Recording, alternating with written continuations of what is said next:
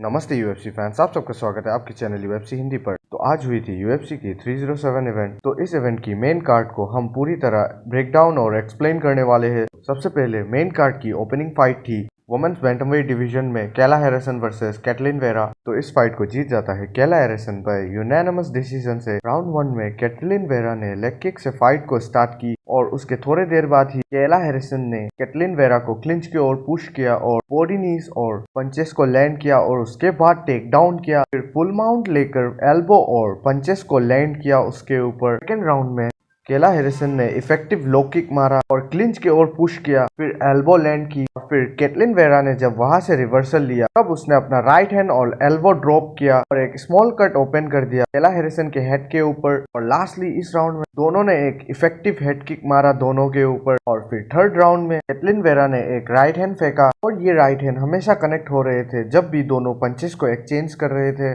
और उसके बाद कैला हैरिसन ने अपनी इफेक्टिव लो किक मारी, डायरेक्टली ड्रॉप कर दिया। हर बार उसकी लो किक्स इफेक्टिव थी। उसके बाद कैला हैरिसन ने कैटलिन वेरा को क्लिंच की ओर पुश किया, टेक डाउन किया और फिर से अपनी एल्बोस और पंचेस को लैंड किया और फिर ये विक्ट्री अपने नाम कर ली। दूसरी फाइट की बात करें तो जो हुई थी मिडिलवेट डिवीजन में केविन हॉलैंड वर्सेस रोमन डुलिट से। तो इस फाइट को विन करता है रोमन डुलिट से बाय फर्स्ट राउंड नॉकआउट से। पूरी तरह नॉकआउट तो नहीं कह सकते क्योंकि ये डॉक्टर स्टॉपेज नॉकआउट था। राउंड 1 में डिस्टेंस को मेंटेन कर केविन हॉलैंड अपने किक्स को लैंड कर रहे थे और रोमन डुलिट से हमेशा डिस्टेंस को क्लोज कर रहे थे ताकि वो पंचेस को लैंड करे या फिर टेक डाउन को। तो उसने डिस्टेंस को क्लोज किया और टेक डाउन अटेम्प्ट किया जो कि सक्सेसफुल हुआ। और फिर जब उसने टॉप माउंट लेने की कोशिश करी तब वो सक्सेसफुली उन्हें मिल गया और उन्होंने अपने पंचेस को लैंड किया। लेकिन जब वो टॉप माउंट ले रहे थे तब केविन हॉलैंड की रिप में इंजरी आ गई और इसी के कारण फाइट को स्टॉप कर दिया गया और केविन हॉलैंड को विक्ट्री दे दिया गया। अगली फाइट की बात करें तो जो हुई थी बैंटमवेट डिवीजन में जोसे आल्डो वर्सेस मारियो बाउटिस्टा। तो इस फाइट को विन करता है मारियो बाउटिस्टा बाय स्प्लिट डिसीजन। तो बेसिकली इस फाइट में होता क्या है कि राउंड 1 से ही मारियो बाउटिस्टा होजे आल्डो को ग्राउंड में ले जाना चाहते हैं, लेकिन होजे आल्डो हर एक टेक डाउन मारियो बाउटिस्टा का फेल करते हैं। और मैंने पहले भी कहा था कि होजे आल्डो हमेशा आगे रहेंगे स्ट्राइकिंग में मारियो बाउटिस्टा से, तो इसीलिए वो गेम को हर राउंड ग्राउंड पे ले जाने की कोशिश कर रहे थे, लेकिन हर एक टेक डाउन फेल किया जोसे आल्डो ने।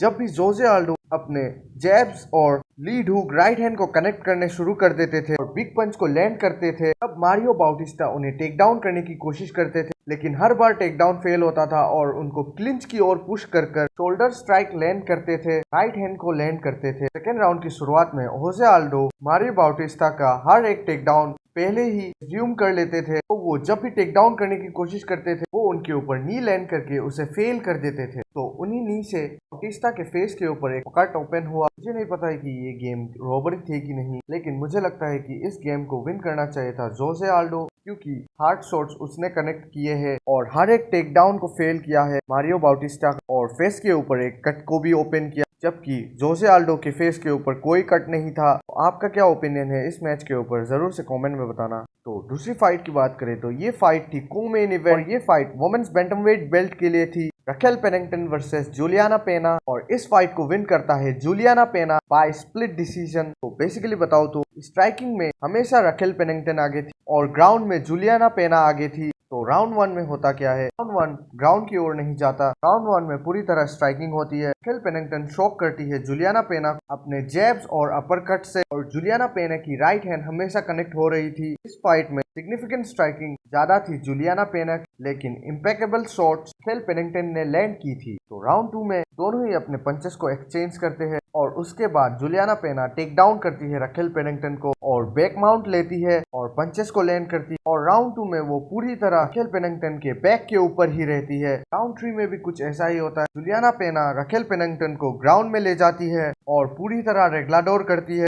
बॉडी ट्रायंगल सेटअप करती है, रेयर नेकेड चोक भी सेटअप करती है। लेकिन जैसे तैसे रखेल पेनिंगटन इस राउंड को निकाल लेती है और जैसे ही जूलियाना पेना सेकेंड और थर्ड राउंड में अपनी ग्राउंड गेम को दिखाने के बाद थोड़ी गैस आउट होने लगती है और उनका फुटवर्क भी स्लो हो जाता है, तो उसके बाद अपना डोमिनेंस दिखाती है रखेल पेनिंगटन स्ट्राइकिंग में। उनके ऊपर एक हेड किक और राइट हैंड से कनेक्ट कर उन्हें नॉकआउट कर देती है और फिर उसे गिलोटिन करने की कोशिश करती है। सबसे बड़ी गलती रखेल पेनिंगटन की इधर ही थी कि उसने उसे गिलोटिन मारने की कोशिश करी ग्राउंड एंड पाउंड करने की जगह। राउंड में भी पूरी तरह डोमिनेंस दिखाया, राइट हैंड और अपरकट को लैंड किया और क्लिंच की ओर पुश कर अपने पंचेस को एक्सचेंज किया। तो दोनों ही फाइट किस हिसाब से स्कोरिंग की गई है मुझे नहीं पता, लेकिन मेरे हिसाब से जोसे आल्डो वर्सेस मारियो बाटिस्टा के फाइट में भी जोसे आल्डो जीतना चाहिए था और रखेल पेनिंगटन वर्सेस जूलियाना पेना की फाइट में भी रखेल पेनिंगटन को विक्ट्री देना चाहिए थी। तो अगली फाइट की बात करें तो जो थी main event light heavyweight belt के लिए एलेक्स परेरा वर्सेस खलील राउंडट्री। तो 1 और 2 राउंड में पूरी तरह डोमिनेंस नहीं कर रहे थे एलेक्स परेरा के ऊपर खलील राउंडट्री, लेकिन फिर भी वो बहुत ही ज्यादा फास्ट थे, वो काउंटर स्ट्राइकिंग कर रहे थे, लेफ्ट हैंड को कनेक्ट कर रहे थे और एलेक्स परेरा की हर एक हेड किक को फेल कर रहे थे। हमेशा डिस्टेंस को क्लोज कर अपने कॉम्बिनेशन पंच फेंकते थे, जिससे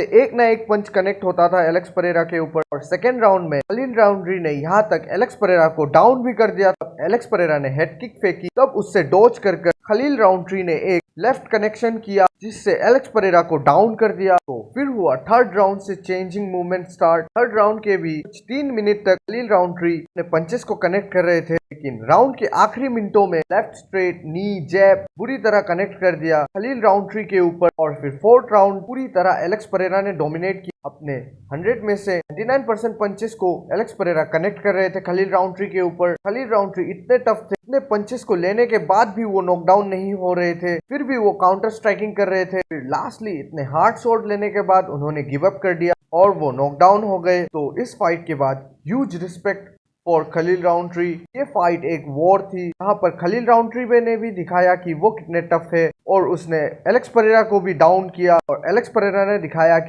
गेम को वो कैसे एनालाइज कर अपने विंडो को खोजते हैं पंचेस को लैंड करने के लिए। तो वीडियो यहीं पर हुआ खत्म। वीडियो अच्छा लगे तो लाइक और सब्सक्राइब जरूर से कर देना और अपना ओपिनियन बताना मत भूलना जोसे आल्डो के फाइट के ऊपर और रखेल पेनिंगटन की फाइट के ऊपर।